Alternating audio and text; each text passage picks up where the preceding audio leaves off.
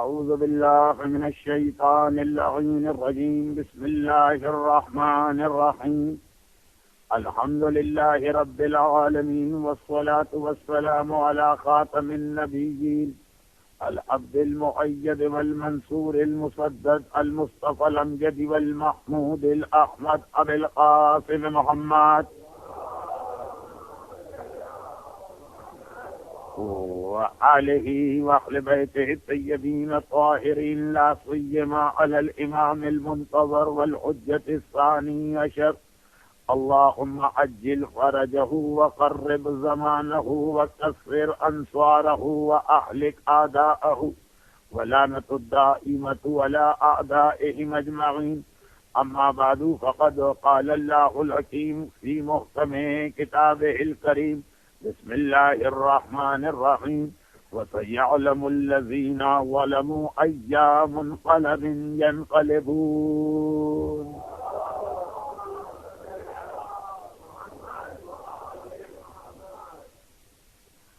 جب بھی کوئی شب جمعہ آتی ہے اور خصوصیت کے ساتھ ایام اعضا کی شب جمعہ،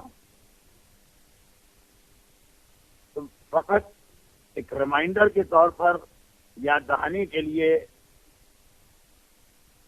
میں یہ جملے عرض کر دیتا ہوں کہ ہر شب جمعہ، اگر ایک سال میں ہمیں 52 شب جمعہ ملے تو یہ 52 کے 52 شب جمعہ، اس کے لیے سامنے ایک سیٹ قسم کا کورس یا سلیبس رکھا ہے. اس شب جمعہ میں ہمیں اپنی موت کو بھی یاد کرنا، ہفتے کے 6 دن دنیا کے کاموں میں لگے رہو، اگرچہ اس میں بھی ٹائم ٹو ٹائم موت کو ذہن میں رکھنا، لیکن آج کی رات اور کل کا دن ایک طرح سے پورا کا پورا اس حقیقت کو یاد کرنے کا دن کہ اس دنیا میں تمہیں ہمیشہ نہیں رہنا ہے. بہت ہی شارٹ قسم کا ٹرانزٹ اس سے. اور اسی موت کے حوالے سے بھی قرآن کریم کی اس آیت کی تفسیر کی گئی، جسے میں نے مختار نامے کی مجالس کا سرنامہ کلام بنایا. کیا ہے ظلم کرنے والوں، ان قریب تمہیں پتا چلے گا کہ تمہارے ظلم کا کیا نتیجہ اور انجام نکل رہا. جب قبر میں جا کے پتا چلے. کتنے ہی صاحبان ایمان ایسے، نہیں صاحب ایمان میں نے غلط کہہ دیا، کتنے ہی ظالم ایسے کہ ہمارے سامنے وہ اپنی ساری زندگی گزار کے جاتے ہیں اور ہم یہ دیکھتے ہیں کہ انہیں کسی قسم کا کوئی پنشمنٹ یا سزا نہیں ملی، مگر قبر تو موجود. تو یہ سیعلم الذین ظلموا ای منقلب ینقلبون کی آیت، ایک اس کا تعلق موت سے بھی.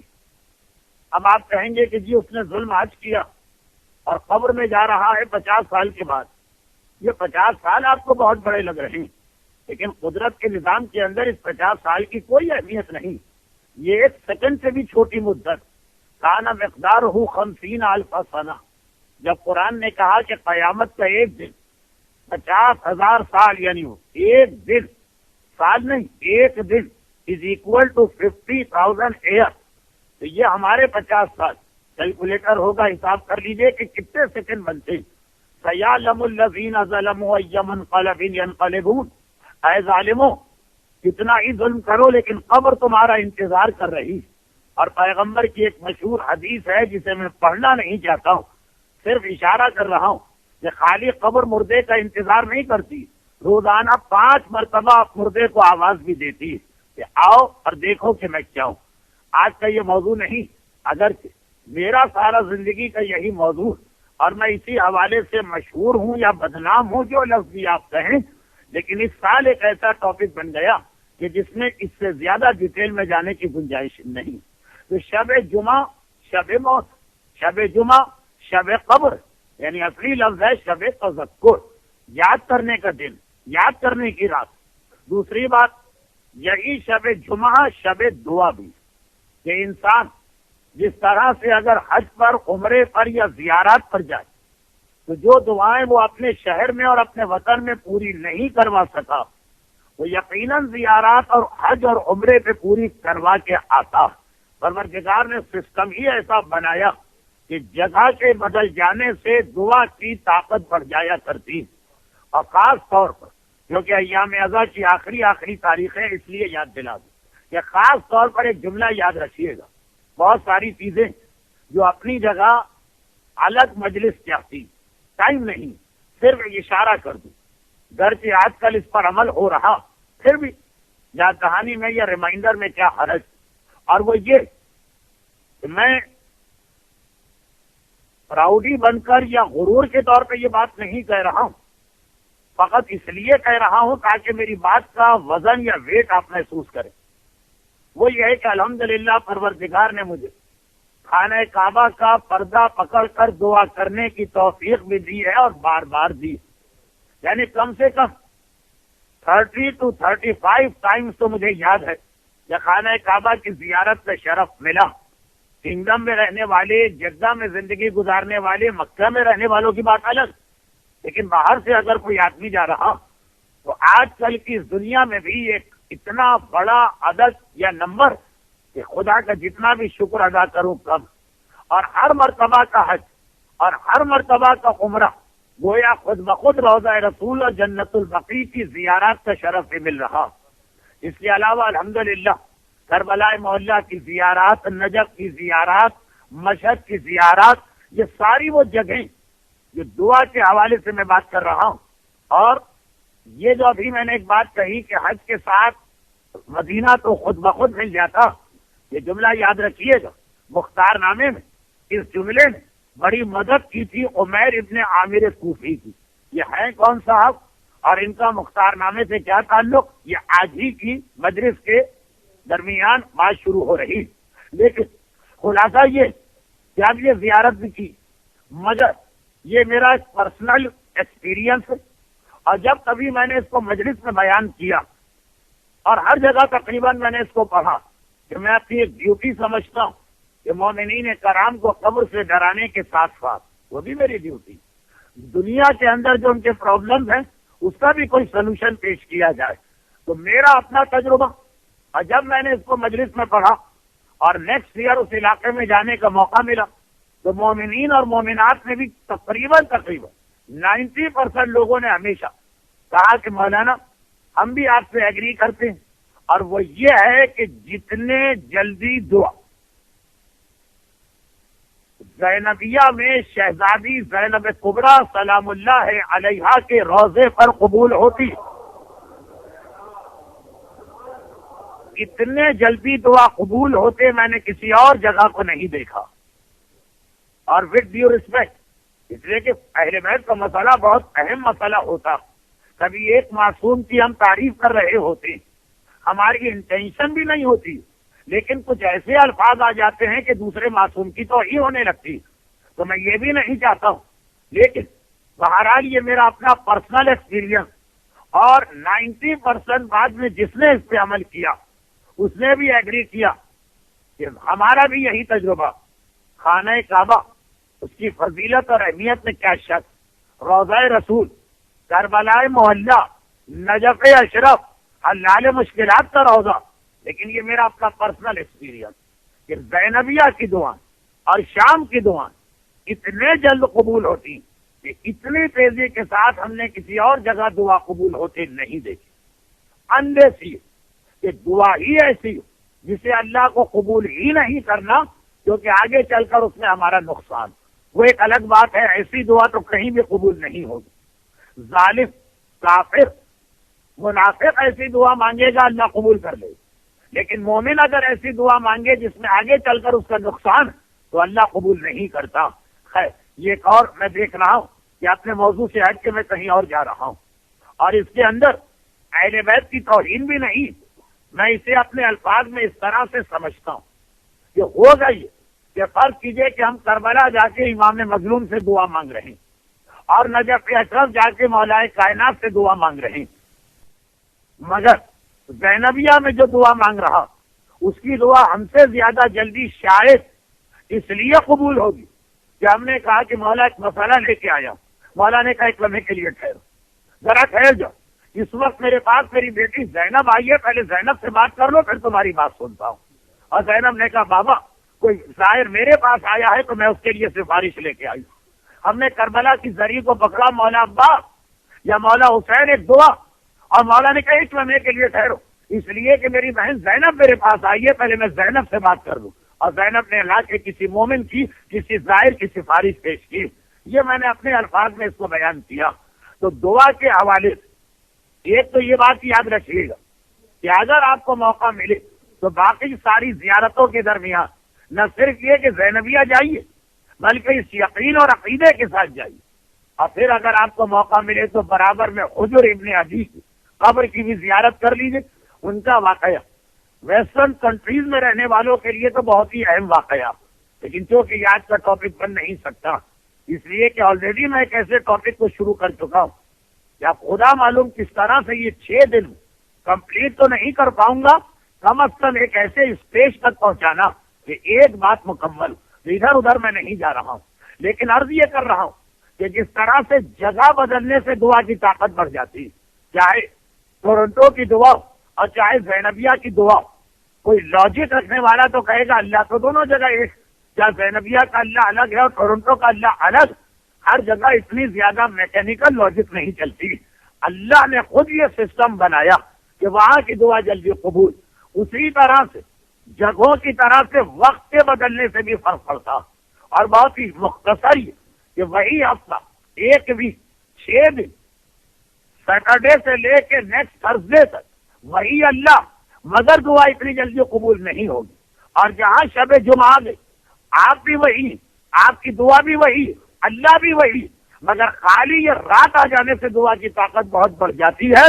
تو اسے ایک نارمل رات سمجھ کے نہ گزاریے گا، بلکہ خاص اس اعتقاد اور یقین کے ساتھ اس میں دعائیں مانگیے گا. یہ دعا قبول انشاءاللہ. آج نماز کے بعد یہاں دعائیں کمیل تو ہوگی اور ہم اور آپ اس میں بھی شریک ہوں گے، لیکن اس کے علاوہ اپنی پرسنل دعا. تیسرا ٹاپک میں نے کہا کہ ہر شب جمعہ 52 کی 52 شب جمعہ. تیسرا ٹاپک اپنے زمانے کے امام کو یاد کرنا ہے، اس لیے کہ اگرچہ سارا سال امام کو یاد رکھنا مومن کی پہچان. مماتا ولم یعرف امام زمان ماتا میت الجاہلیہ، پورا سال ذہن میں یہ معرفت امام رکھنا. ویک کے 6 دن، مگر آج کی رات اس لیے امپورٹنٹ کہ روایات یہ بتاتی ہیں کہ 99% چانسز کہ امام آج ہی کی رات کے آخر میں ظاہر ہوں گے. کوئی شب جمعہ ہی ہوگی جس کے آخر میں امام کو ظاہر ہونا. اب وہ وقت آ گیا. اچھا، اب وہ وقت آ گیا، اب وہ وقت آ گیا کہ پورے ہفتے کے اندر امام کے ظاہر ہونے کے اتنے چانسز نہیں تھے جتنے 15 منٹ کے بعد جو رات شروع ہو رہی ہے اس میں. یہ جملہ جو میں نے کہا اس کے حوالے سے ایک بات سن لیجیے. میں نے یہ کیوں نہیں کہا کہ 100%، 99% کیوں کہا؟ اس لیے کہا کہ روایتوں میں یہ بھی موجود کہ ظہور امام کے حوالے سے ہمارا ایک عقیدہ، اگر کہ اس عقیدے کی وجہ سے ہم کو کافر کہا جاتا. یہ جو پاکستان میں سپاہی صحابہ اور لشکر جنگوی کا سلسلہ چل رہا، جس کا آغاز یہاں سے ہوا تھا کہ پہلے ہمیں کافر قرار دیا گیا اور اس کے بعد پھر ہمیں واجب القتل قرار دیا گیا، اور اس کے بعد عام مسلمان پاکستان کے اندر جو عام مسلمان وہ اس طرح سے انوالو نہیں. اسی لیے اتنی ساری شہادتوں کے بعد مگر عام طور پہ ماحول میں کوئی ٹینشن نہیں، شیعہ سنی ابھی بھی آرام اور اطمینان سے رہ رہے ہیں. مگر یہ جو خاص قسم کا ایلیمنٹ باقاعدہ لیک آف نالج سے فائدہ اٹھا کر انہیں یہ پٹی پڑھائی گئی یا برین واش کیا گیا کہ ایک شیعہ کا قتل کرنا جو ہے 70 حجوں کا ثواب دلواتا ہے اور جنت تمہارا انتظار کرتی ہے. اور اس کے بعد کے جملے تو میں کینیڈا میں بھی نہیں کہہ سکتا ہوں. یہاں تو ذرا فریڈم کا ماحول ہے نا، ہر قسم کی فریڈم، خالی اپنے پولیٹیکل ویوز کے ظاہر کرنے کی نہیں، بے حیائی اور بے حدی والی فریڈم بھی موجود. جو ان نوجوانوں کو برین واش کیا گیا جو جا کے صاحبان ایمان کو شہید کرتے اور اس انداز سے شہید کرتے کہ آدمی حیران ہو جاتا ہے کہ کیا ان کے پاس اسلام تو اسلام ذرا سی ہیومینٹی بھی نہیں، مگر برین واش کیا کیا گیا، کہا کہ جنت بھی تمہیں ملے گی اور ایک ایک قطرہ جو خون کا اس شیعہ کے جسم سے گرے گا، ہر قطرہ خون کے بدلے میں تمہیں حور دی جائے گی. اور اس کے بعد حور کے فیگرز بھی ممبروں سے بیان کیے جاتے ہیں. اب میں کیسے پڑھوں ممبر پر، اس لیے کہ یہ ممبر حسینی ہے اور جس ممبر پہ وہ فیگر آتے ہیں وہ ان لوگوں کا ممبر ہے کہ جن کی کھٹائی ہم 9 ربیع الاول کو کریں گے. وہ ایک الگ مسئلہ.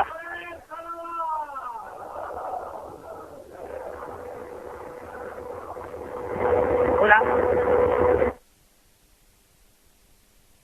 باقاعدہ حوروں کے بدن کی تفصیل و کیفیت آ رہی، اس طرح سے مسمرائز کیا جا رہا ہے ایک پوری قوم کو، مگر سارا سلسلہ شروع یہاں سے ہوا تھا کہ یہ کافر، اور وائی کافر کیوں؟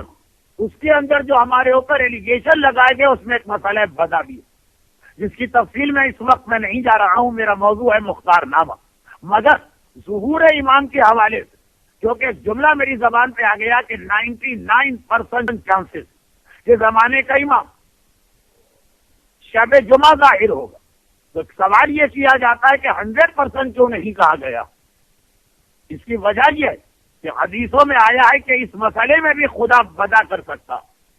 اب دیکھیے کل اکثر مسجدوں دنیا بھر میں جہاں جہاں شیعہ حضرات نماز جمعہ پڑھیں کہ نماز ظہر آخر نماز امام کی ایک زیارت پڑھی جائے گی۔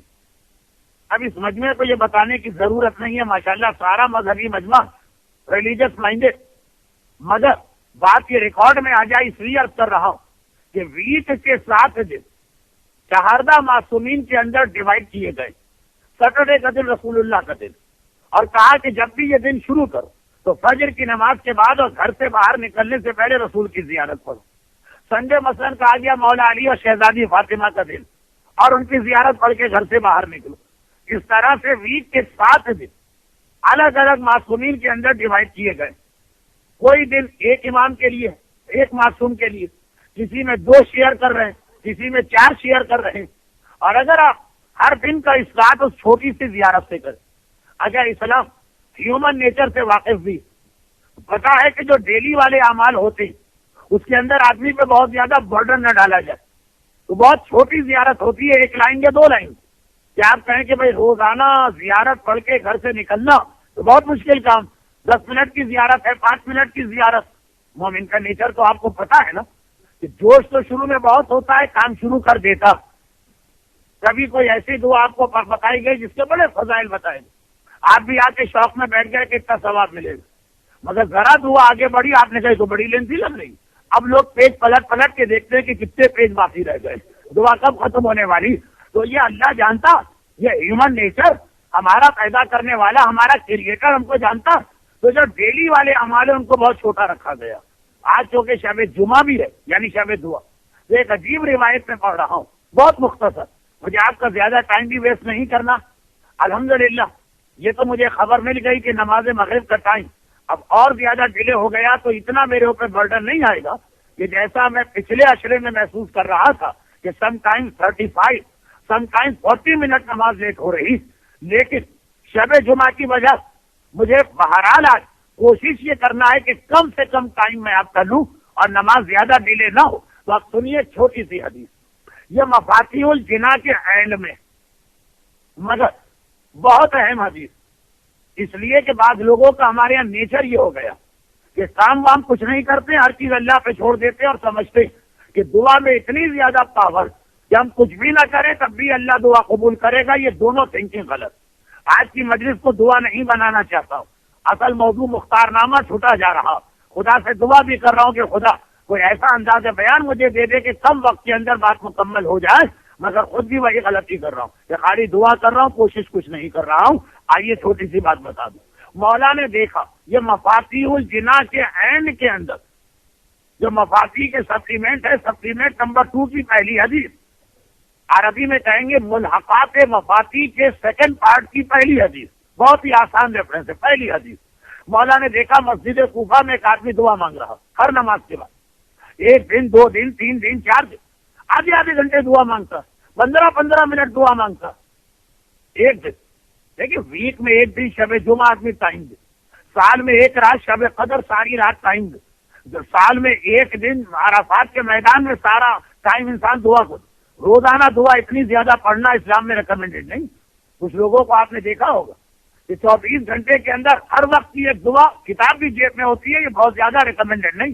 مولا نے کہا کہ عائشہ اتنی لمبی لمبی دعا اس کو پڑھ رہا، کہا مولا میرے پرابلم اتنے زیادہ، دنیا کا ہر پرابلم ایسا لگ رہا ہے کہ جیسے میرے گھر میں آ گیا، چنانچہ اولاد کے لیے بھی دعا مانگوں، شادی کے لیے بھی دعا مانگوں، صحت کے لیے بھی دعا مانگوں، روزی کے لیے بھی دعا، جتنے پرابلم۔ مولا نے کہا مگر سن، جو اللہ لمبی دعا کا سننے والا وہی اللہ چھوٹی دعا کا بھی سننے والا. روزانہ اگر تجھے دعا پڑھنا بس اتنی سی دعا پڑھا کر, بسم اللہ الرحمن الرحیم الحمد للہ علی کل نعمت واسأل اللہ من کل خیر واعوذ باللہ من کل شر واستغفر اللہ من کل ذنب. کہا بس یہ 4 جملے سفیشینٹ اور انف ہے, جو دعا روز پڑھی جائے گی. ساری چیزیں اس میں آ گئی. دعا کا طریقہ یہ ہے کہ ڈائریکٹ دعا نہ مانگو, پہلے اس اللہ کو پریس کرو. دعائے کنیز کس طرح سے شروع ہو رہی کہ پہلے اللہ کی تعریف کی جاتی, چنانچہ ایک جملہ کافی, الحمدللہ ساری تعریفیں اللہ کی, علی کل نعمت ان تمام نعمتوں پر جو اس نے دی, اسأل اللہ من کل خیر میں اللہ سے سوال کر رہا ہوں ہر اچھی چیز کا. اب الگ الگ بتانے کی ضرورت ہی نہیں ہے, جتنی بھی اچھی چیزیں سب اس دعا کے اندر آ گئی. صحت چاہیے, روزگار چاہیے, دشمنوں سے پروٹیکشن چاہیے, اولاد چاہیے, شادی چاہیے, جو بھی ہے ایک لفظ میں سب آ گئی. وَأَعُوذُ بِاللَّهِ مِن كُلِّ شَرٍ, اور میں اللہ کا شیلٹر چاہتا ہوں ہر خرابی سے. صاحب الگ الگ پرابلم بتانے کی ضرورت نہیں ہے, سب اس میں آ گئے. وَأَسْتَغْفِرُ اللَّهَ مِن كُلِّ ذَنب, کوئی دعا قبول نہیں ہوتی جب تک کہ آدمی پہلے اپنے گناہوں کا اقرار نہ کرے. یہی وجہ کہ دعائے کمیل کی شروع میں اللہم اغفر لی الذنوب التی سے 7-8 کیٹیگری کے گناہ بتائے گئے, مگر آخر میں کیا تھا, اللہم اغفر لی کل ذنب اذنبتہ, اے خدا جو گناہ میں نے الگ الگ کیٹیگرائز کر کے بیان کیا اسے بھی معاف کر دے, اور اس کے علاوہ بھی ہر گناہ معاف کر دے. مگر وہ دعائے کمیل ویک میں 1 رات, اس لیے ڈیٹیل جو روزانہ اور ہر نماز کے بعد کی دعا ایک جملہ کافی, استغفر اللہ من کل ذنب. 4 جملے بتائے, اسی لیے علماء اس کو کہتے دعائے جامع. 4 جملے ہیں, کائنات کی ہر چیز اس میں آ گئی. کہ یہ دعا روزانہ پڑھا کرو. جو اللہ تمہاری لمبی دعائیں سنتا وہی اللہ چھوٹی دعا بھی سنتا. جو اسے قبول کرتا ہے وہ اسے بھی قبول کرے گا. یہ وہی ہیومن نیچر. دعا جتنی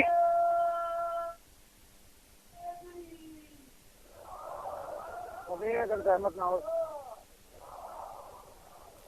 نہ ہو تھوڑا آگے بڑھ جائیں.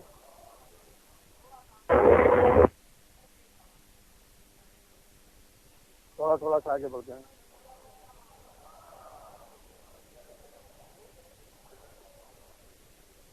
تھوڑا سا اور آگے بڑھ جائیں. تو اپنے انداز سے بات کروں گا. ہو سکتا ہے کہ کچھ لوگوں کے کان کے پردے پھٹ رہے ہوں, اس لیے کہ یہ پرابلم یہاں پہ لوگوں نے کمپلین کی, اور ہو سکتا ہے کچھ لوگوں کو کچھ نہ سنائی دے رہا. تو یہ جو ہے ہمارے زیدی صاحب قبلہ آپ کے کانوں کا خیال کرتے ہوئے آواز سیٹ کرتے رہیں گے. میرے پاس کیونکہ ٹائم نہیں ہے اس لیے میں مسلسل آگے بڑھ رہا ہوں. تو اب یہ ارشاد فرمایا چھوٹی دعا جو روزانہ مانگنا, ہیومن نیچر اٹینشن رکھنے لگتی. وہ شوق نہیں رہتا دعا کا اگر لمبی لمبی دعائیں روزانہ. یہی زیارت کا مسئلہ. میں بھولا نہیں ہوں کہ میں نے کہاں سے بات شروع کی.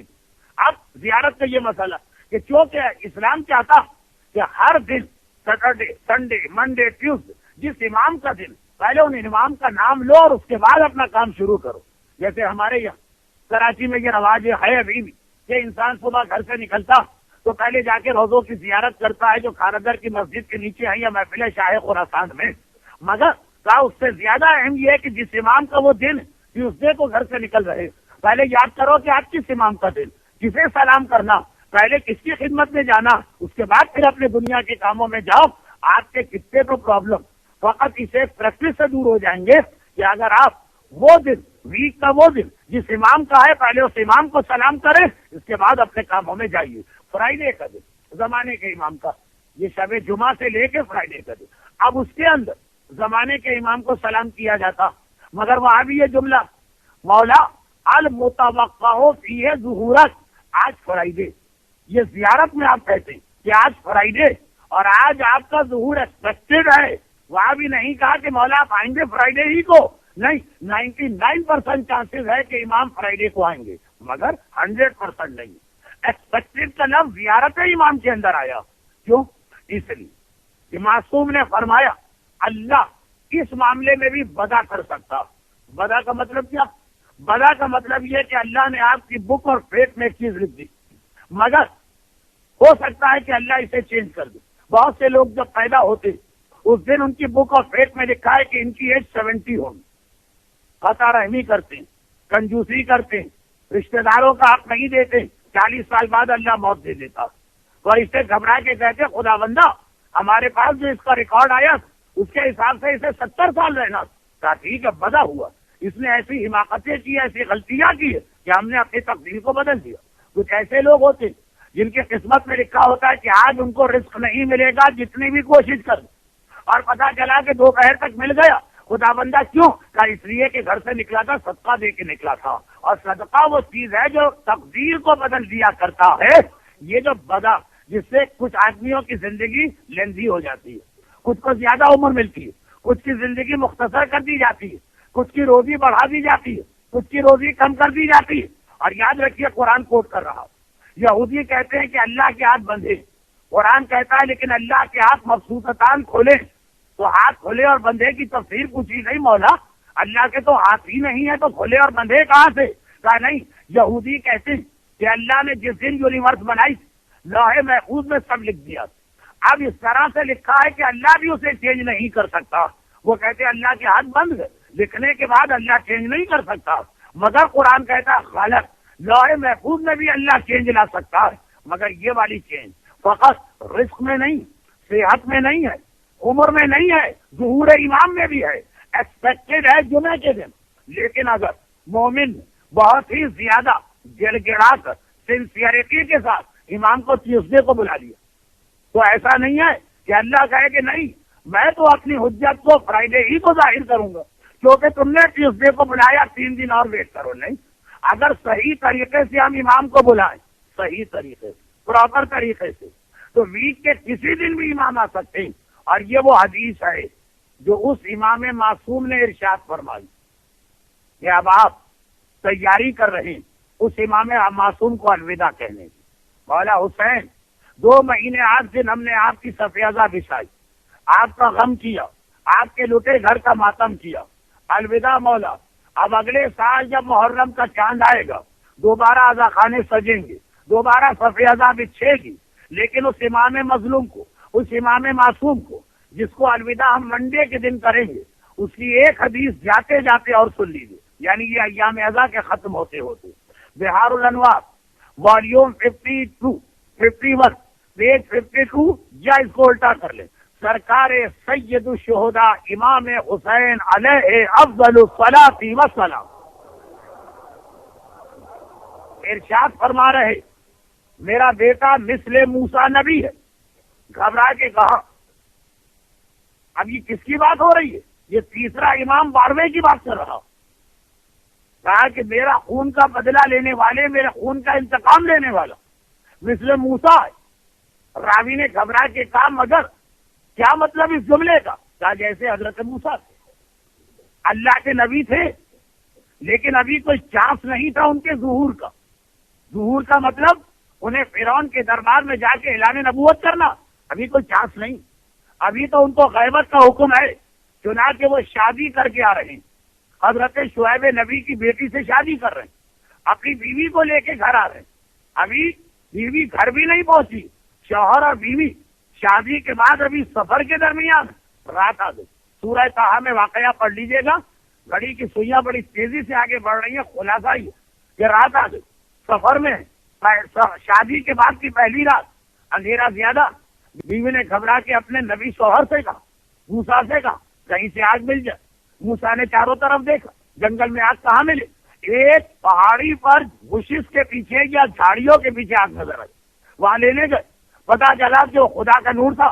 آرڈر مل رہا ہے کہ موسیٰ اگلی صبح کو فرعون کے دربار میں پہنچ کر اپنی نبوت کا اعلان کر دو. میرا مظلوم امام کہتا کہ رات جب آئی تھی تو دور دور تک کوئی چانسز نہیں تھے کہ موسیٰ اعلان نبوت کریں گے. موسیٰ کو بھی ذرا سا آئیڈیا نہیں تھا, ورنہ اسی رات کو شادی نہ کرتے, اور رات ختم ہونے سے پہلے پہلے اعلان نبوت کا حکم ہو گیا.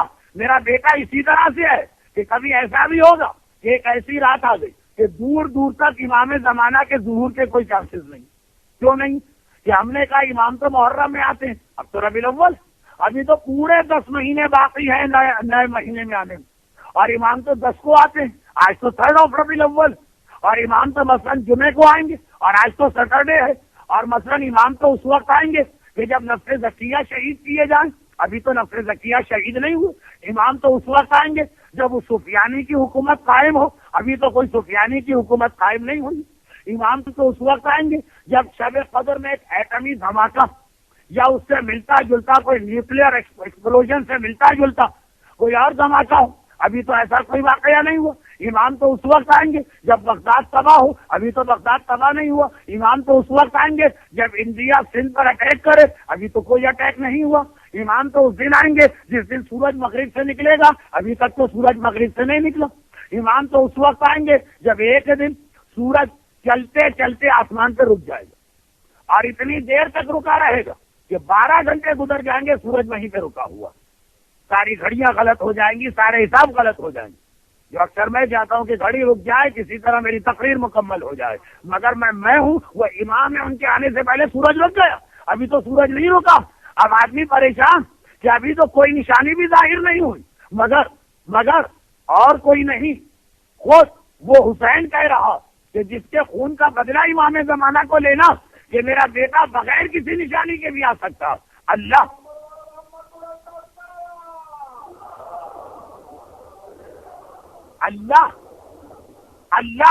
یہ ساری نشانیوں کو کینسل کر سکتا, ایک دم سے ظہور امام ہو سکتا.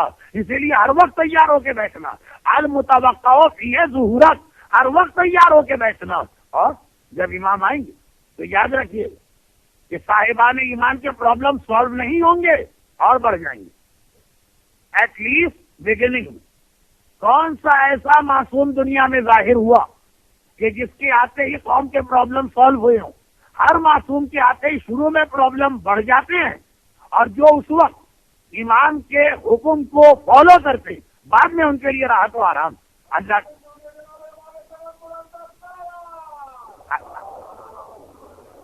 اللہ کا رسول اعلان نبوت کیا, کیا حالت ہو گئی تھی مسلمانوں کی.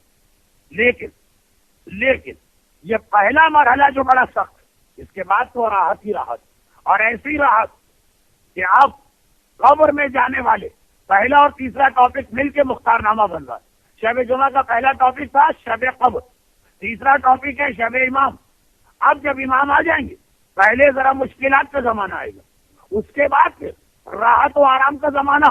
اور کن لوگوں کے لیے, ایون ان کے لیے بھی جو دنیا سے جا چکے ہیں, فرشتے ان کے قبروں پہ جائیں گے اور جانے کے بعد کہیں گے, ہر مومن کی نہیں, جو بہت ہی سنسیئر مومن ہے اور خاص زمانے کے امام سے محبت رکھتا, اس کی قبر پہ جائیں گے اور کہیں گے سارا دن تم تڑپتے رہے کہ تمہارا امام آ جائے, آ گیا, اور اب تمہارے سامنے ایک چوائس ہے, چاہے تو اسی قبر میں رہو اور چاہے تو امام کا ساتھ دینے آ جاؤ. اور یاد رکھو اکیلے تم نہیں آ رہے ہو بلکہ 13 معصوم ایک ایک کر کے آ رہے ہیں.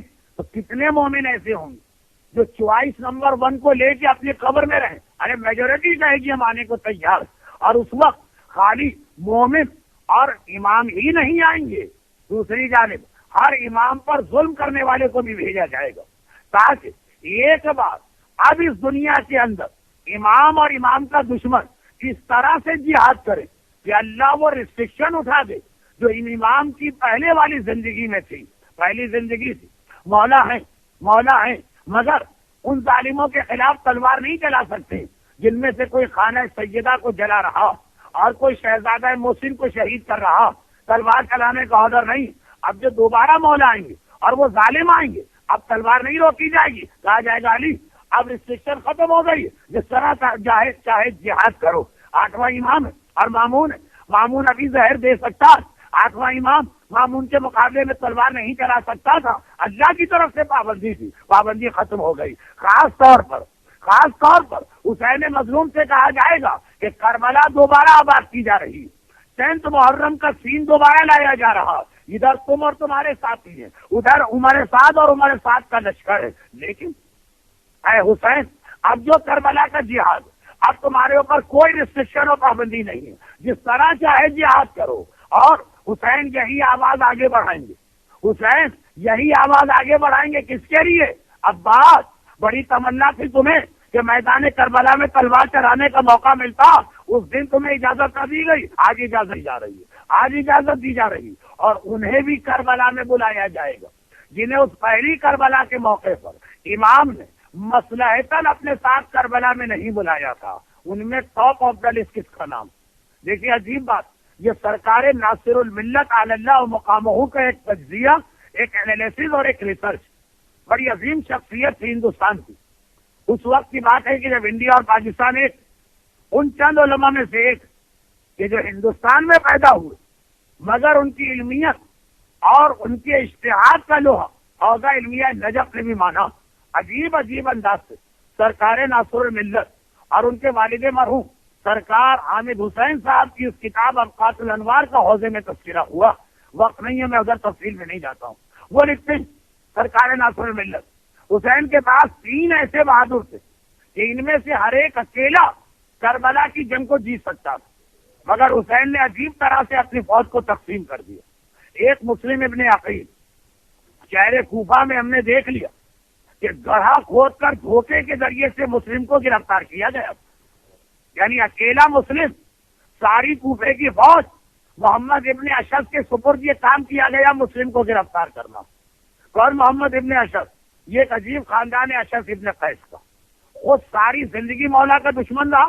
یہ وہی آدمی جب مولا نے کہا تھا کہ اگر میں چاہوں تو اس دنیا کے واٹر فال سے بجلی پیدا کر سکتا ہوں، علی اپنا علم اپنے پاس رکھو، مجھے تو اتنا بتا دو میرے سر پہ بال کتنے، ہمیں وہ علم نہیں چاہیے، یہ علم چاہیے. مولا نے کہا اگر میں بتا بھی دوں تو تم گنو گے کیسے؟ لیکن اللہ نے اس کا بھی انتظام کر دیا. آگے چل کے گنجا ہو گیا. اب گنجے کے لیے تو بال گننا کوئی مشکل کام نہیں. ٹھیک ہے،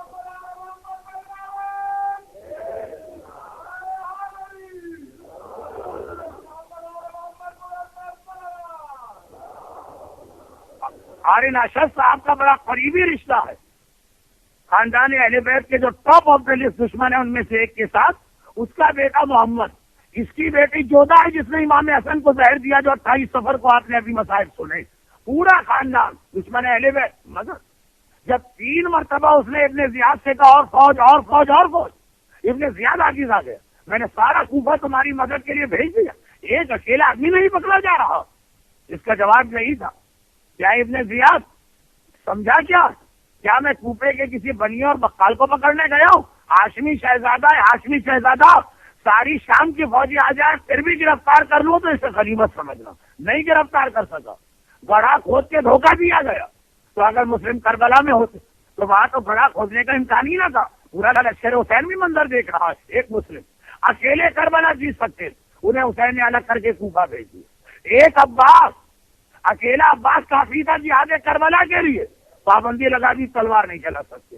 اور ایک محمد حنفیہ، محمد حنفیہ ایک ایسا بیٹا ہے علی کا کہ جس کی طاقت اور شجاعت بالکل اپنے باپ کی جھلک آئی ہے. بلکہ جملہ بھی کہا، جب ایک بار محمد حنفیہ نے کہا بابا جمل کی جنگ، صفین کی جنگ، نہروان کی جنگ آپ ہمیشہ مجھے بھیجتے ہیں، حسن حسین کو نہیں بھیجتے تو لوگ اعتراض کرتے. کہا اس لیے کہ وہ رسول کے بیٹے اور تو میرا بیٹا. علی نے کہا تو میرا بیٹا.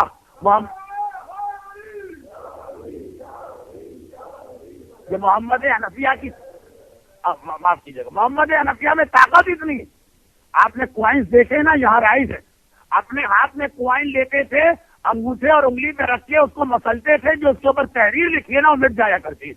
ایک بار صفین کی لڑائی میں امام حسن نے ایک زرہ پہنی تھی جو تنگ تھی، ذرا سی ٹائٹ ہو رہی تھی، لوہے کی ذرا جو تلوار وغیرہ روکنے کے لیے اپنے ہاتھ سے ایک طرف سے ذرا پھاڑ دی تھی تاکہ وہ ذرا سی لوز ہو جائے. اتنی طاقت لوہے کو اس طرح پھاڑتے ہیں جیسے ہم کاغذ کو پھاڑا کرتے ہیں.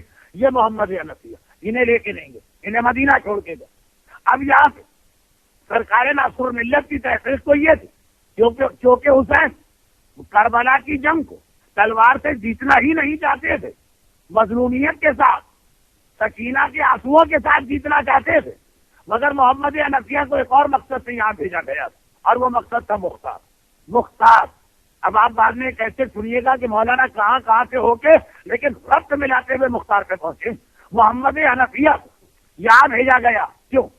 اس لیے کہ کربلا سے واپس آ کر سید الساجدین ابھی 2 اہم کام انجام دے رہے ہیں. اس کے اندر کربلا کا انتقام شامل کرنا مناسب نہیں. پہلا تو یہ کہ سجاد امام وقت اور امام زمانہ کی ذمہ داری ہے ساری امت کو گائیڈنس دے. وہ فریضہ اسے ادا کرنا. یہ نہیں کہہ سکتے کہ بھائی تم مجھ سے فلاں مسئلہ پوچھنے آئے ہو لیکن میں اس وقت اپنے بابا کا ماتم کر رہا، مجھ سے نہ پوچھو، میرے بعد والے امام سے پوچھنا. نہیں کہہ سکتے. امام وقت، امام زمانہ، جلتے ہوئے خیموں میں بھی مسئلہ پوچھا جائے گا تو جواب دینا پڑے گا. تو ایک طرف امامت کی ذمہ داری، دوسری جانب سجاد کو اپنے بابا کی سفیدہ بچھانا بھی ہے اور اسے اسٹیبلش بھی کرنا، یہ بھی بہت اہم کام. یہ عمر سعد سے انتقام لینے سے زیادہ اہم کام. تو سجاد یہ دو اہم کام کر رہے ہیں.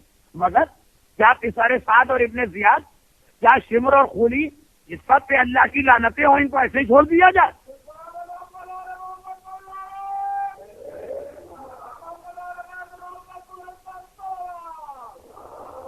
کیا انہیں ایسے ہی چھوڑ دیا جائے؟ اب تین بہت اہم کام ہے سجاد کے سامنے. پہلا کام امامت، جس کے لیے سجاد کو خلق کیا گیا اور جو غدیر قوم کے اعلان کا کنٹینیوشن ہے. دوسرا کام ہے بابا کی سفیدہ بچھانا، چنانچہ یہ دو کام سجاد نے خود لیے. تیسرا کام انتقام، یہ وہ کام ہے جس کے لیے امامت ضروری نہیں ہے، یہ ہر مومن کی ذمہ داری ہے. یاد رکھیے کہ کربلا کے ظالموں سے یا کسی بھی امام کے ظالموں سے بدلہ لینا یہ ہر مومن کا فریضہ. آپ کو بھی اگر کوئی ملے گا تو آپ پر واجب ہے کہ آپ اسے قتل کریں، ان میں سے جو کربلا میں تھے.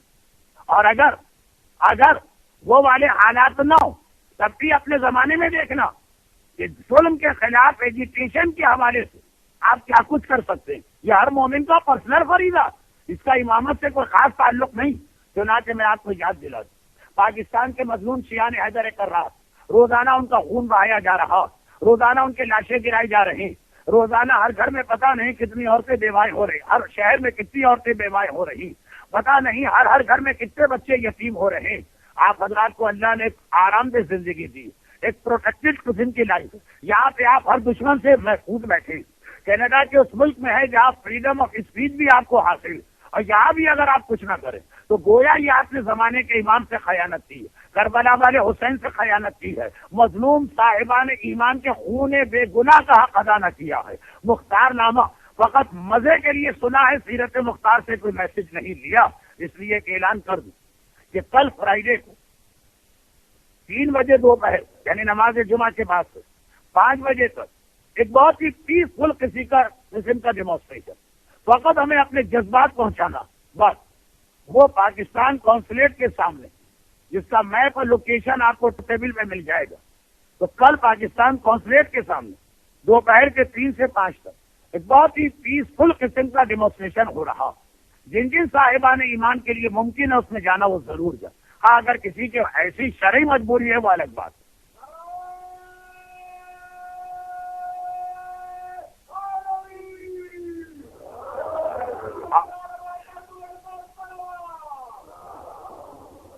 اور کربلا کے واقعے سے لے کے مختار کے جہاد تک ایک بات یاد رکھیے گا، کم از کم اہل بیت کا جو اسکول آف تھاٹ کبھی بھی عورتوں کو مردوں سے کم اسٹیٹس کے اعتبار سے نہیں سمجھتا.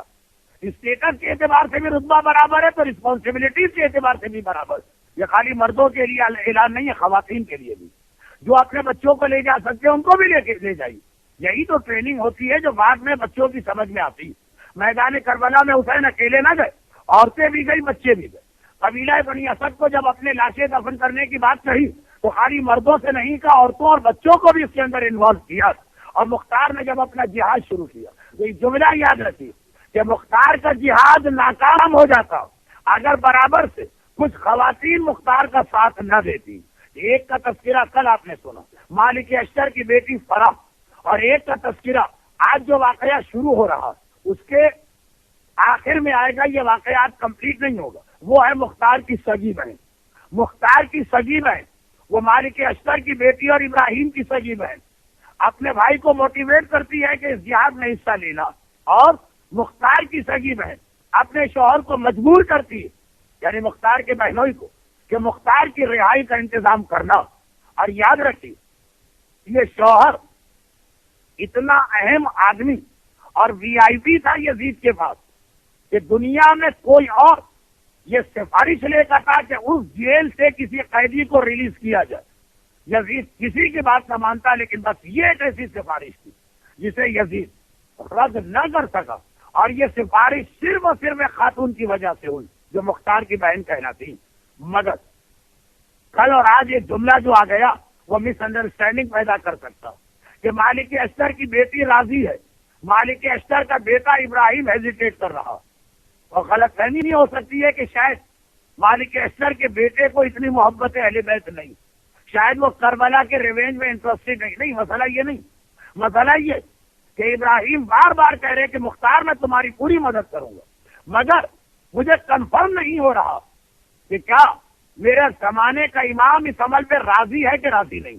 میں وداؤٹ پرمیشن ایک قدم بھی نہیں اٹھانا چاہتا ہوں، دل میرا بھی جل رہا، خون میرا بھی کھول رہا، ان لوگوں سے ریونج لینے کو میرا دل بھی چاہ رہا، مگر کیا کروں، میں امام کا ماننے والا ہوں اور امام کے بغیر اپنی پرسنل اوپینین کو نہیں لا سکتا ہوں۔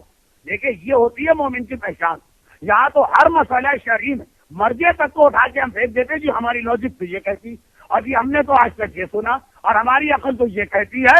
وہ کہہ رہے اتنا بڑا مسئلہ کربلا کے ظالموں سے ریونج لینا، عمر سعد سے ریونج لینا، اس کے اندر کیا پوچھنے کی بات نہیں، امامت سے ہر مسئلہ پوچھا جائے گا۔ وہ ہیزیٹیٹ کر رہے تھے فقط اس لیے کہ زمانے کا امام راضی ہے کہ نہیں۔ چنانچہ بہن نے بار بار کہا کہ ابراہیم میں نے خود امام زمانہ سے بات کی تھی، یہ کل والی روایت، خود چوتھے امام کے سامنے میں نے قسم کھائی تھی اگر میرا یہ عمل غلط ہوتا تو امام وہاں مجھے روک دیتے۔ میں امام کے سامنے کہہ رہی تھی کہ مولا خدا کی قسم اس خون کا بدلہ لینا اور اس ذلت اور رسوائی کا انتقام لینا۔ چوتھے امام نے نہ نہیں کہا، منع نہیں کیا۔ امام کا نہ کہنا، خاموش رہنا، وہ گویا اوکے کر دیتا اس جہاد کو۔ ابراہیم کہتے بات صحیح لیکن مجھے سیٹسفیکشن نہیں، چنانچہ باقاعدہ کانٹیکٹ کیا گیا۔ چوتھے امام نے ایک عجیب جواب دیا، بڑا عجیب جواب دیا، لیکن اپنی جگہ صحیح۔ امام نے دو اور امپورٹنٹ ڈپارٹمنٹ سنبھالے ہوئے، کہا میں نے اپنے بابا کے خون کے حوالے ریونج کا مسئلہ اپنے چچا محمد حنفیہ پہ چھوڑا۔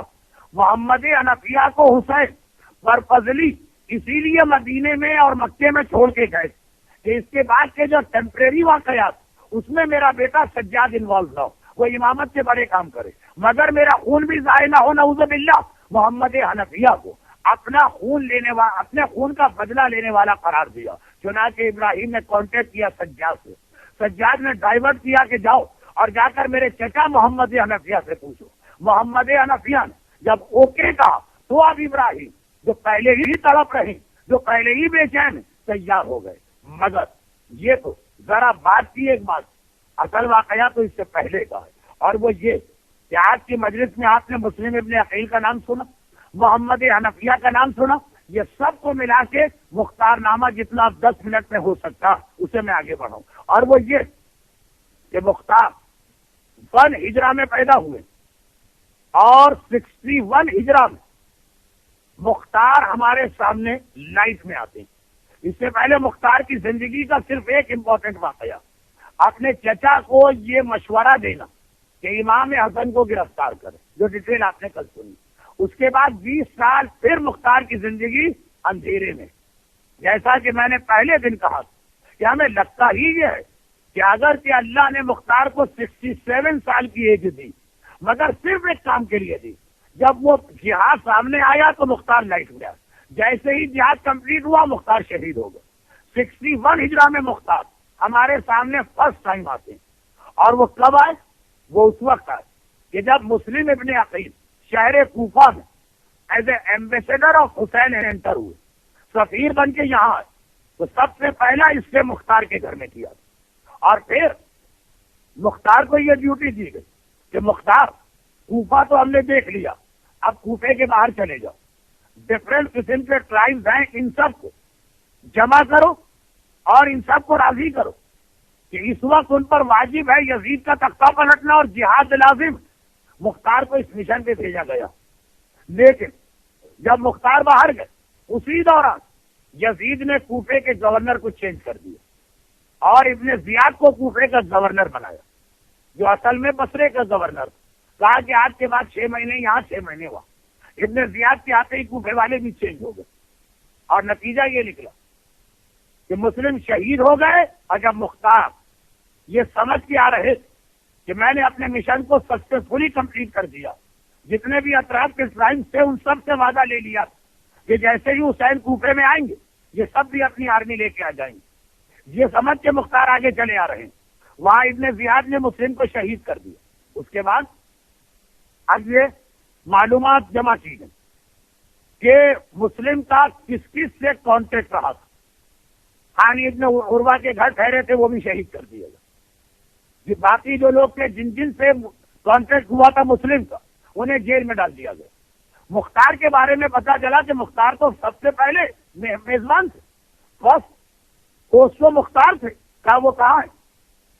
بتایا گیا وہ آج کل کوفے سے باہر. قدامہ نام کے ایک آدمی سے کہا تم کوفے کے باہر چلے جاؤ اور مختار آئے تو وہیں سے گرفتار کر کے لے آنا. ایسا نہ ہو کہ کوفے میں انٹر ہو کے کوئی ان کو بتا دے اور وہ ایک مرتبہ چھپ جائے اور پوشیدہ ہو جائے اور ہڈن ہو جائے. باہر سے پکڑ کے لے آنا. اچھا مختار کو کچھ نہیں پتا کہ کوفے میں کتنا بڑا چینج آ چکا. وہ تو بہت ہی خوش کہ میں نے اپنا مشن سکسیسفلی کمپلیٹ کیا. گھوڑا دوڑاتے ہوئے آ رہے ہیں اور ان کو بڑی جلدی کہ میں جلدی سے جا کے آقا مسلم کو بتا دوں. راستے میں قدامہ نے ان کا راستہ روکی. یہ بھی کوفے کا رہنے والا. مختار کو پتا ہے کہ سخت دشمن ہے اہل بیت. اب مختار تو سمجھ رہے کہ میرا آقا مسلم اب تک چہرے کوفہ میں. راستہ روکا. مختار نے کہا ہٹ جاؤ مجھے جلدی. کہا میں تمہیں نہیں جانے دوں گا, میں تو گرفتار کروں گا. مختار کو جلال آ گیا. ایک بار تلوار چلائی, اس کو اور اس کے 20 آدمیوں کو مار دیا جو گرفتار کرنے آئے. اور مختار دوڑے چلے جا رہے. مگر تھوڑا آگے بڑھے. بنی اسد کا قبیلہ جو کوفے اور کربلا کے بیچ میں رہتا, دیکھا کہ اس کے کچھ آدمی ایک جگہ بیٹھے ہوئے عربک پوئٹری پڑھ رہے ہیں اور پوئٹری کا ٹاپک ہے موت. موت کے اشعار پڑھ رہے ہیں. مختار روکے. کہا کہ بھئی یہ موت کے اشعار پڑھ رہے ہو, آخر اس کا ریزن کیا؟ کہا تمہیں نہیں پتا, کوفے میں ایک انتہائی شریف آدمی مار دیا گیا, ہم تو اس کا ماتم کر رہے ہیں. گھبرا کے کا کون؟ کہا حسین کا سفیر عقیل کا بیٹا مسلم. مختار کو یقین آیا. کیا کہہ رہے ہیں؟ میں تو اپنے آقا کی زیارت کے لیے دوا چلا جا رہا ہوں. کہا کہ مسلم مار دیے گئے اور ہم نے خود دیکھا ان کا لاشا کوفے کی گلیوں میں گھسیٹا جا رہا اور کٹا ہوا سر دارالعمارہ کے اوپر لٹک رہا. اب مختار چونک. کوفے والوں کے بارے میں اتنا آئیڈیا تو تھا کہ جب چینج ہوتے ہیں تو بہت جلد چینج ہو جاتے ہیں. اب کیا کریں؟ جو مشن کمپلیٹ کر کے آئے اب سوچ رہے کہ کرنا کیا؟ مسلم کا ریونج لینا. اس کے لیے یہ ضروری ہے کہ میں کوفے میں انٹر ہو جاؤں, اسے اپنا اسٹیشن بناؤں. اچھا ادھر ابن زیاد کو کسی نے یہ ایڈوائس دی کہ ابن زیاد مسلم کو تو نے مار دیا, خانی ابن عروہ کو تو نے شہید کر دیا, جتنے پکے محبان اہل بیت تھے انہیں جیل میں ڈال دیا. اب تھوڑا سا لینینسی اختیار کر اور جو کوفے کے عام آدمی 40,000 جنہوں نے مسلم کے ہاتھ پر بیعت کر لی انہیں معافی دے دی. یہ تو ایک جوش تھا جب سب چل رہے تھے, فیشن کی وجہ سے یہ بھی چلے گا, ان کو معاف کر دی. چنانچہ ابن زیاد کو یہ مشورہ پسند آ گیا اور ایک اس کا ڈپٹی تھا عمر ابن حارث, اس سے کہا جاؤ اور کوفے کے دروازے کے قریب اپنا ٹینٹ لگا دو اور اعلان کر دو کہ جو تمہارے ٹینٹ میں آ گیا اسے معاف کر دیا جائے گا. کیونکہ دیکھ رہا تھا ابن زیاد کہ اتنی گرفتاریوں کے نتیجے میں لوگ کوفہ چھوڑ کے بھاگ رہے ہیں, تو کہا کوفے کے مین گیٹ پہ بیٹھ جانا. ادھر مختار باہر سے اندر انٹر ہو رہے.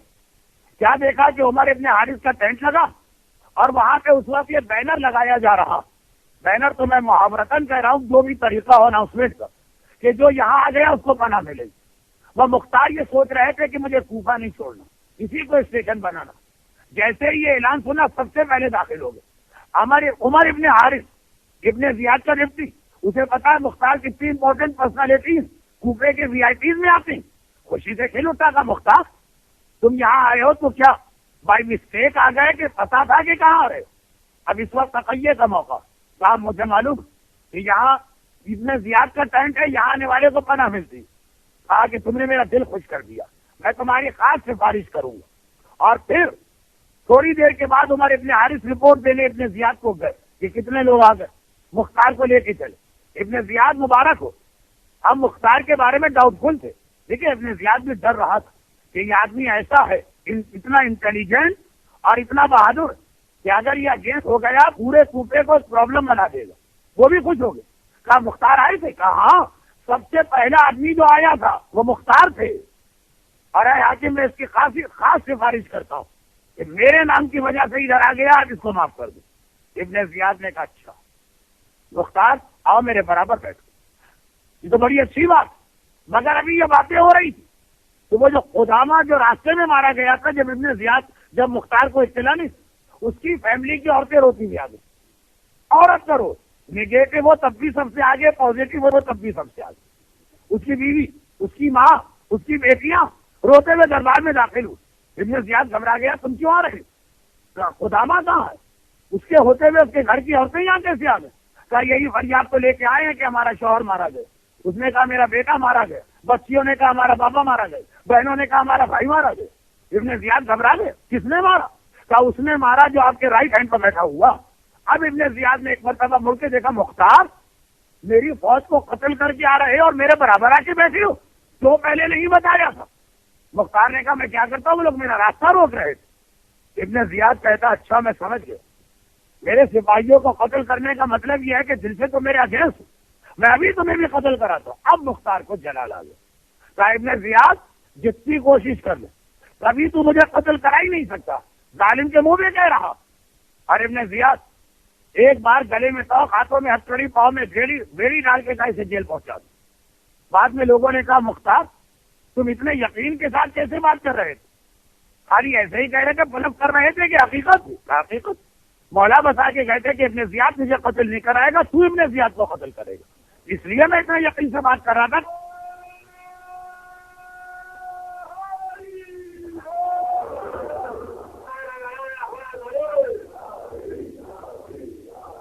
لیکن بہرحال جیل میں پہنچ گئے مختار. اور یہ وہ جیل تھی جو اسپیشل محبان اہل بیت کے لیے بنائی گئی. یہ زمین سے اتنا نیچے تھی، جو آپ 7ویں امام کی جیل کی کیفیت سنتے ہیں نا، نہ کبھی تازہ ہوا یہاں جاتی تھی، نہ کبھی سورج کی روشنی جاتی تھی. اور 10 اس کے گیٹ تھے، ایک دوسرا تیسرا، سب کے سب پہ لاک لگے تھے. اور خاص ابن زیاد کی سیل اس کے اوپر لگی ہوتی تھی. اور یہاں پہ 4,500 شیعان حیدر کرار کو بیفور کربلا کا واقعہ رکھا گیا. یہ مختار کی گرفتاری ابھی کربلا کا واقعہ نہیں ہوا، یہ آفٹر شہادت آف مسلم اور بیفور کربلا. اس میں میسا میں تمار، اس میں کمیل ابن زیاد ہے، اس میں جناب فضا کے بیٹے، اس میں مختار ہیں. یہ سب اس جیل میں پہنچ گئے. مگر اب دیکھیے اللہ کا سسٹم، وہ مکر ہوا مکر اللہ. ظالم اپنا مکر کرتے، اللہ اپنی ایک پلاننگ کرتا. عجیب انداز سے واقعات بدلے. اور ایک آدمی شیعان حیدر کرار میں بے گناہ پکڑ کے جیل میں لایا گیا. ویسے تو سبھی بے گناہ تھے، مگر وہ بالکل تمام معاملات سے غیر متعلق. وہ گھبرا گیا کہ میں جیل میں کیوں آیا. اسے کیا پتا کہ خدا اس کو یہاں لے کے آیا تاکہ اس کے ذریعے سے مختار کو رہا کرایا جائے. یہاں سے ڈیٹیل کر سنیے گا. اور یہ اصول آپ کے سامنے آ گئے. مختار نامے کے حوالے سے جو اب تک میں نے بات کی ہے، 2 جملے دوہرا کے منزل مصائب پہ آ رہا ہوں. پہلا جملہ کہ ابھی تک آپ نے سنا مختار نامے میں، اور کل اور سنیں، عورتوں کا رول کتنا ہے، خاص طور پر بہنوں کا رول بھائیوں کے حوالے سے، چاہے وہ مالکی اشتر کی بیٹی ہو، چاہے وہ مختار کی اپنی بہن. اور دوسرا یہ جملہ کہ ظالم سمجھتا ہے کہ میں جو ہوں اپنی پلاننگ چل رہا ہوں، اور کاؤنٹر پلاننگ اللہ کی ہوتی، وہ بڑی زبردست ہوتی ہے. یہ ابھی آپ یہاں بھی دیکھیں گے، کل سے واقعہ شروع ہوگا. اور ایک اور مثال سن لیجئے کیونکہ وہیں سے مصائب پہ جانا. ایک چیز ابھی مجھے بتایا گیا کہ نماز کا وقت تقریباً 9 کے قریب پہنچ گیا، اس لیے اتنی تاخیر نہیں ہوئی کہ وقت فضیلت نکلا ہو، آدھا بھی نہیں ہوا ابھی وقت فضیلت. تو مصائب سے پہلے ایک مختصر سا اعلان کر دوں. اور وہ اعلان یہ کہ بہرحال ویک ڈیز کی مجالس میں مومنین کرام کوشش بھی کرتے ہیں، تب بھی 8 بجے سے پہلے نہیں پہنچ پا رہے ہیں. بہت سارے لوگوں کی خواہش کوشش تھی، لیکن ایسے ٹائٹ ہوتے ہیں کہ نہیں آ پاتے ہیں، جس کی وجہ سے ایک ٹیکنیکل پرابلم پیدا ہو گیا. اور اس ٹیکنیکل پرابلم کا ایک ٹیکنیکل سولوشن بھی رکھا گیا، وہ آپ کے سامنے پیش کیا جا رہا. وہ یہ کہ 8 ربیع الاول 11ویں امام کی شہادت ہے، لیکن جو مجلس جس طرح ہم پڑھ رہے ہیں تو مجلس ختم ہوتے ہوتے مغرب ہو جاتی، تو وہ تو نمی کی شب آ جائے گی. چنانچہ 1 رات پہلے یعنی منڈے کو وہ 8ویں امام کی شہادت کی مجلس بھی ہے اور تابوت بھی ہے، وہاں تک تو ٹھیک. مگر 1 ربیع الاول 11ویں امام کی شہادت ہے 1 ربیع الاول ٹیوزڈے کو. اب جو ہم مجلس شروع کریں گے تو ختم ہوتے ہوتے 9 کی شب لگ جائے گی. تو خاص 1 ربیع الاول کی جو مجلس ہے ٹیوزڈے وہ بغیر مصائب کے اس لیے ہوگی کہ جب مجلس شروع ہوگی تو شہادت کا دن چل رہا ہے. اگر 9 بجے ختم ہوئی تو عید الزہرا کی رات لگ جائے گی.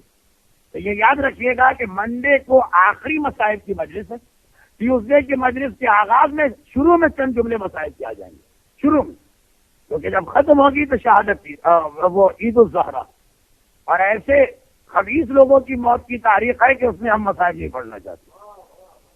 اور اس کے بعد نیکسٹ ڈے وینسڈے کو بہرحال ہے عید الزہرا کا پراپر جشن. تو یہ جو ٹیکنیکل مسئلہ ہے کہ مجلس شروع ہوتی ہے تو شہادت، اختتام مجلس پہ مثلاً خوشحالی، اس کی وجہ سے بہت سارے پرابلم پیدا ہو گئے. اور آج بھی یہی کہ 3 ربیع الاول کا دن ختم ہوا، 4 کی شب لگ گئی ہے جو جناب معصومہ قم کی وفات. تو اسی اعتبار سے میں مصائب کی منزل کو وہاں تک لے جا رہا ہوں. باقی سارے اذاخانوں میں کل جناب معصومہ قم کا تذکرہ ہوگا، ہمارے یہاں آج ہو رہا. اور وہ کیا بات ہوئی کہ آپ نے دیکھا کہ عورتوں کا رول اسلام میں ہر جگہ کتنا اہم، چاہے پیغمبر کی تبلیغ رسالت میں خدیجہ طاہرہ ہو، چاہے کربلا کے میدان میں حسین کی بہن زینب ہو، چاہے بنی اسد کی عورتیں ہوں جو دفن لاشائے شہدا کے لیے آئیں، چاہے مختار کی بہن ہو، چاہے ادھر مالک اشتر کی بیٹی ہو، یہ ہر جگہ ایک انتہائی اہم رول. اور یہ بھی ابھی آپ نے سنا کہ دشمن اپنی پلاننگ سے جلتا اور اللہ اسی میں اپنی پلاننگ نکالتا. مامون نے 8ویں امام کو مدینے سے بلا لیا تھا اور وہ یہ سوچ رہا تھا کہ امام مدینے میں رہیں گے میرے لیے خطرہ، اور میری آنکھوں کے سامنے رہیں گے، میں ان پہ چیک رکھوں گا، وہ انڈر مائی آبزرویشن ہوں گی. مگر 8ویں امام کے یہاں آ جانے کی وجہ سے اس پورے ریجن میں ایسی شیعت پھیلی کہ آج مدینے والے شیعت کو چھوڑ چکے ہیں، مگر اس علاقے میں اب تک شیعت موجود. وہ مامون کی پالیسی تھی کہ امام کو اپنے سامنے بلا کے امام کو محدود کر دو، اور وہ اللہ کی پالیسی کہ اس 8ویں امام کے ذریعے سے مامون کے اپنے شہر میں شیعت کو پہنچایا جائے اور اتنی فاؤنڈیشن سالڈ کر دی جائے کہ باقی جگہوں سے شیعت اگر ختم بھی ہو جائے تو یہاں پہ باقی رہے. وہ مامون کی پلاننگ ناکام ہوگی. جیسے ہی اس نے دیکھا کہ ارے یہ تو الٹا ہو گیا، بجائے اس کے کہ مجھے طاقت ملے یہاں شیعت پھیل رہی ہے، 8ویں امام کو زہر دے کے شہید کر دیا، یا 17 سفر یا 29 سفر. اب پرانا زمانہ، نہ میل کا سسٹم ہے، نہ انٹرنیٹ ہے، نہ موبائل ہے، نہ ٹیلی فون.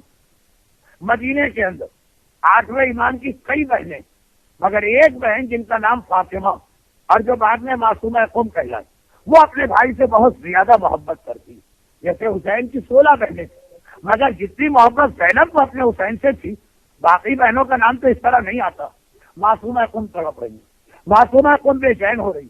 مدینے سے مرو اتنا لمبا راستہ ہے کہ اس زمانے میں تو کسی عورت کے لیے یہ سفر طے کرنا جسٹ لائک امپاسبل تھا. مگر جب بہن کے دل میں بھائی کی محبت ہوتی ہے تو وہ نہ مشکلات کا خیال کرتی، نہ پریشانیوں کا خیال کرتی. وہ کہتی ہے جو مصیبت و پریشانی آئے بھائی کے نام پہ ہر قربانی دینے کو تیار ہو. جب زینب حسین کے ساتھ جا رہی تو زینب کے شوہر عبداللہ ابن جعفر طیار بھی آئے تھے اور عبداللہ ابن عباس بھی آئے تھے. کہیں عبداللہ ابن عباس نے کہہ دیا آقا اکیلے چلے جائیے، عورتوں کو کیوں لے جا رہے ہیں؟ پردے کے پیچھے سے زینب کی جلال والی آواز آئی، اے ابن عباس یہ کیا کہہ رہا؟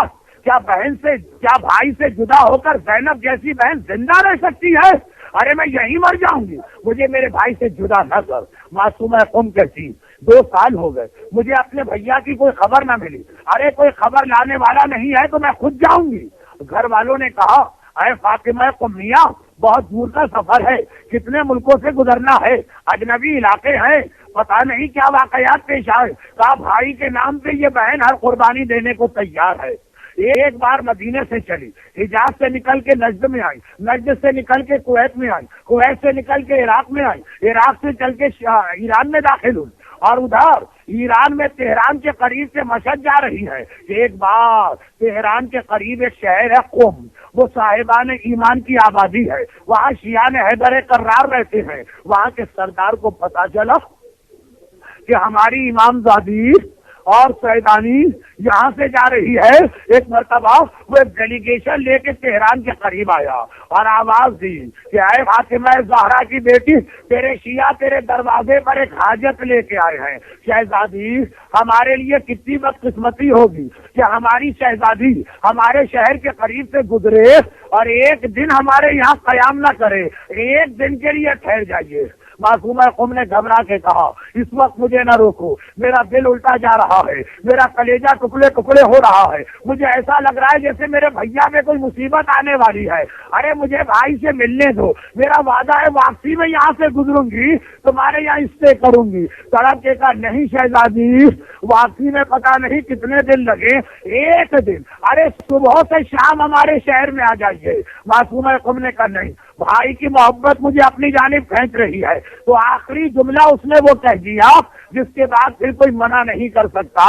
ایک بار کہا اے شہزادی، آپ کو آپ کی دادی فاطمہ زہرا کی چادر کا واسطہ، اپنے شیعوں کی درخواست کو رد نہ کیجیے، اپنے ماننے والوں کی درخواست کو ٹھکرائیے نہیں۔ اب ایک بار معصومہ قم مجبور ہو گئی، کہا اچھا تو کل میں تمہارے شہر میں آؤں گی، فقط صبح سے شام رہوں گی، شام ہوتے ہی نکل جاؤں گی۔ سردار دوڑا دوڑا اپنے شہر گیا، شہر والوں ارے شہر کو ڈیکوریٹ کرو، تیاریاں کرو، ہماری شہزادی آ رہی ہے، 7ویں امام کی بیٹی آ رہی ہے، 8ویں امام کی بہن آ رہی ہے۔ اور اگلے دن معصومہ قم کی سواری قم شہر میں انٹر ہوئی، مگر ادھر سواری انٹر ہوئی، معصومہ قم گھبرا گئی، ایک مرتبہ ساتھیوں سے کہا یہ میں کیا دیکھ رہی ہوں، ہر طرف کالے جھنڈے نظر آ رہے ہیں، ہر طرف کالے کپڑے نظر آ رہے ہیں، ارے میں تو سمجھی تھی شہر میرا استقبال کرے گا، بچے نئے کپڑے پہنے ہوں گے، یہاں کالے علام، کالے جھنڈے، کالے کپڑے، آخر یہ کس لیے؟ سواری بالکل شہر کے بیچ میں وہاں جا کے رکی جہاں آج معصومہ قم کا روزہ ہے۔ سردار قوم آگے آیا، پردہ پڑا ہے محمل کا، سردار باہر آ کے کھڑا ہوا، مگر حالت عجیب ہے، کالے کپڑے پہنے ہیں، ننگے سر ہے، ننگے پیر ہے، گریبان چاک ہے، آستینے بلند ہے، سر جھکا کے کہتا ہے شہزادی ہم آپ کے شیعہ آپ کو پرسہ دینے آئے ہیں۔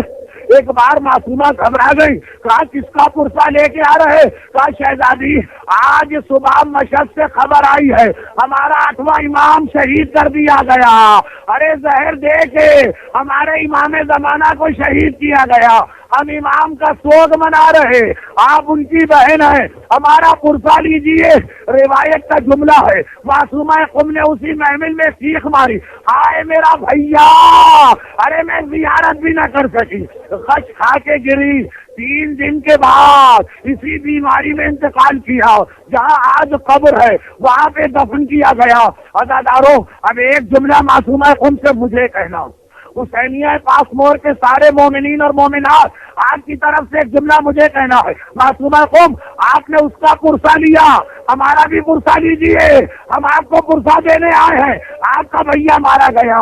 لیکن معصومہ قم اگر توہین نہ ہو تو ایک جملہ اور سن لیجئے، آپ کا بھائی مارا گیا مگر آپ کو پرسہ کتنے احترام سے دیا گیا، کتنی عزت کے ساتھ دیا گیا، سردار قبیلہ ہاتھ جوڑ کے آیا، نگاہیں نیچی کر کے آیا، آئے ایک بہن کربلا میں بھی تھی، بھائی اس کا بھی مارا گیا مگر اسے کیسے پرسہ ملا؟ ارے گھوڑے دوڑائے جا رہے، خیمے جلائے جا رہے، چادر چھینی جا رہی، بچوں کے تماشے لگائے جا رہے، اس طرح زینب کو بھائی کا پرسہ مل رہا ہے۔